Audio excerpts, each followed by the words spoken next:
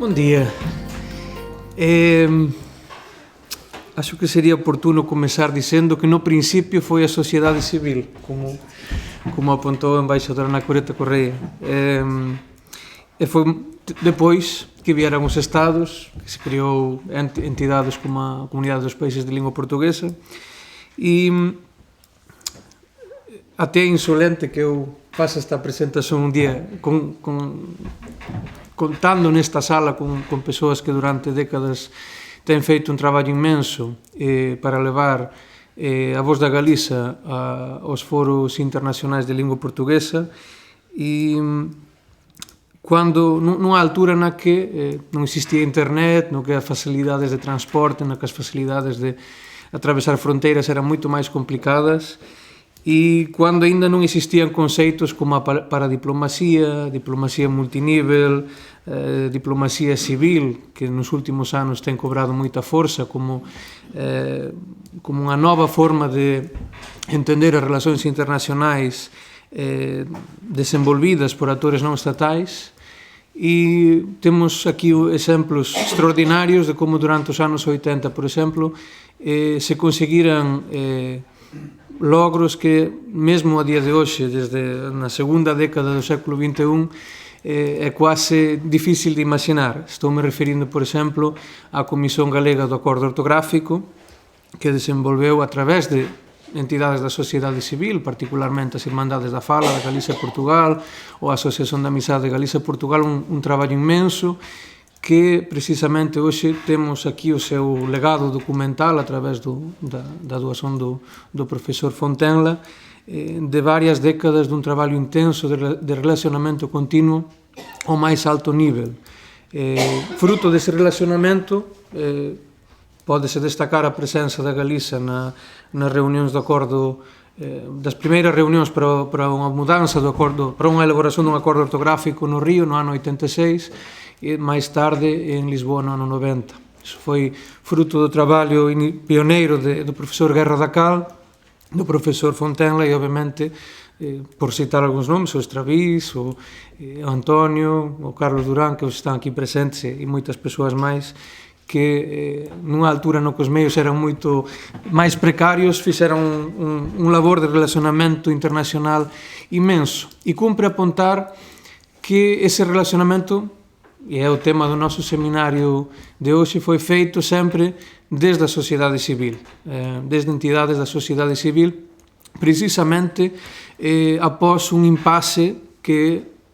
quase demoraría 30 anos a superarse no ámbito institucional. Cabe lembrar que cando se aprobou o Estatuto de Autonomía da Galiza incluíuse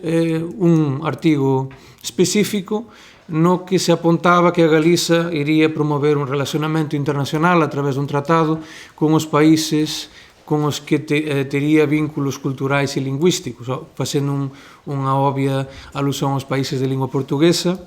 E nas primeiras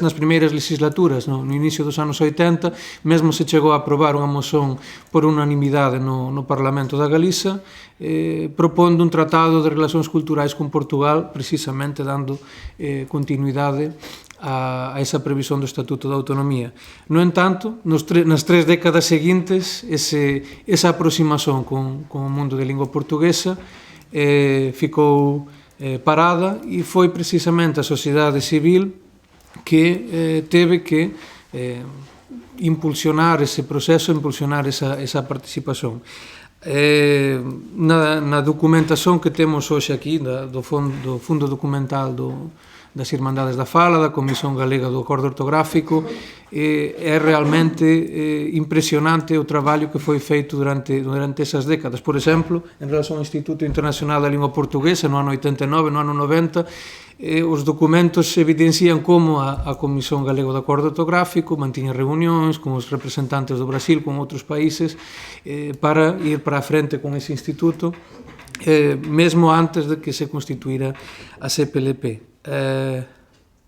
No entanto, fruto das dificultades internas, na Galiza demoraríase, como xa disse, 3 décadas de retomar ese camiño, e foi en 2007 que se criou unha das entidades que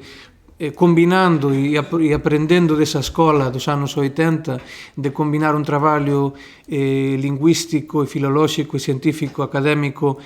serio e de alto nivel con a outra vertente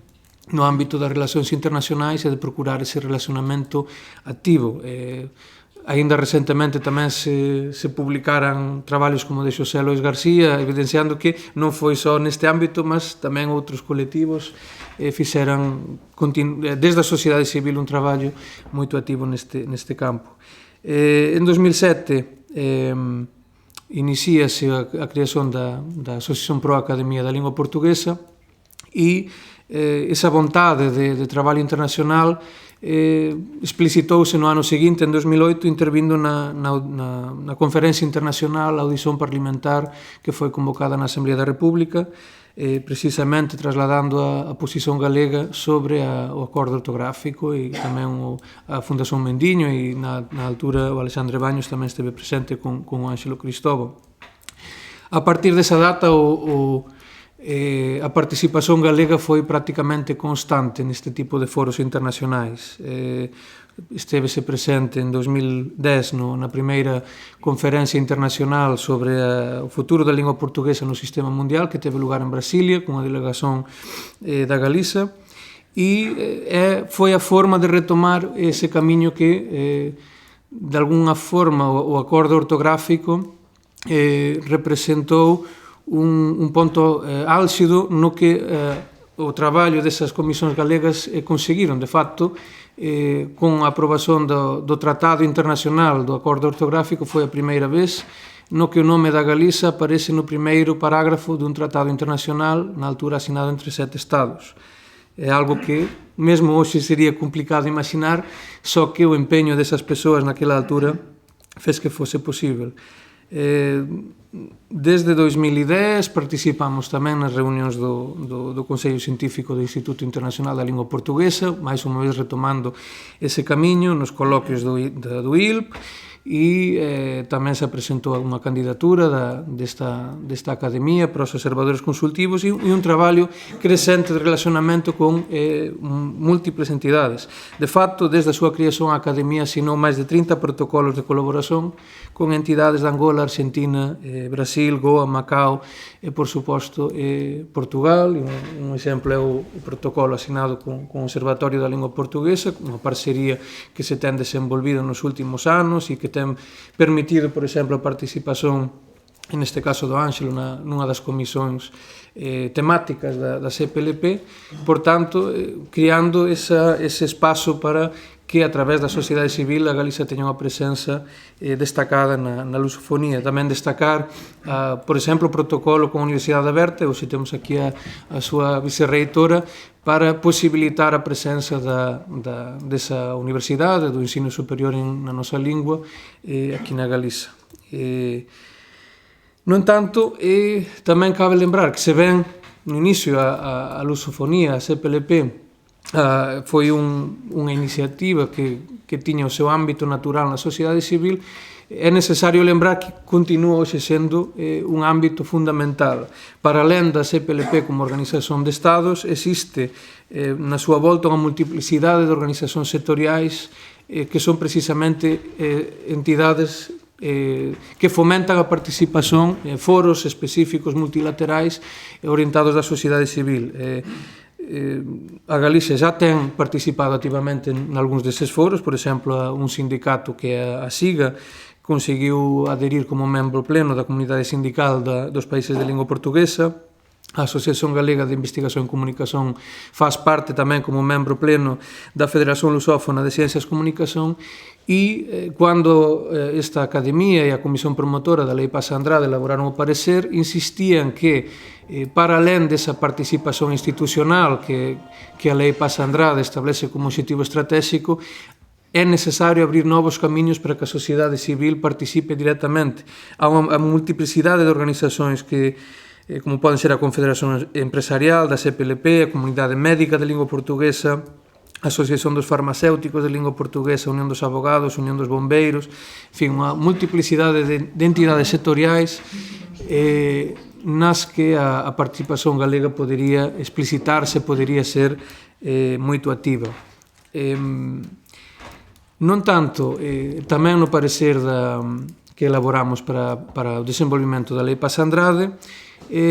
explicitábase a necesidade de crear un órgão específico no que a sociedade civil pudese asesorar e participar directamente en relación ao desenvolvimento do relacionamento internacional con a lusofonía. Tense proposto, por exemplo, que ese órgão pudese ser similar ao Consello de Acción Exterior da Galiza ou podería ter outro tipo de natureza, só que é fundamental criar foros no que as estrategias que a Lei Paz Andrade apresenta e desenvolve para as administracións públicas tamén posan ser levadas para a frente por actores da sociedade civil. Como andamos de tempo? Mal, non? De cualquier xeito, desde a nosa responsabilidade na Comisión de Relacións Internacionais da Academia Galega da Lingua Portuguesa, continuaremos, en fin, dando continuidade tamén a esa escola de facer, esa escola de acción decidida no ámbito internacional, o traballo que levamos iniciado en 2007 e que tamén continúa ese legado dos anos 80 e 90. Foi precisamente entre esa combinación do traballo académico e do traballo nas relacións internacionais que se conseguiran sucesos como a integración do léxico da Galiza nos dicionarios da Primerán, nos vocabularios ortográficos da Porto Editora. E, por exemplo, hoxe presentará o colega Carlos Durán o novo vocabulario ortográfico da Galiza, que se ofrece tamén como contributo e que necesariamente ten que ir sempre do lado dun traballo activo nos foros nos que ese tipo de procesos e onde as decisións que se toman sobre ese tipo de instrumentos son tomadas. Entón, considero que a sinerxía que fomos capaces de establecer entre o traballo académico, a potencialidade tamén económica e empresarial entre eses sectores e o traballo activo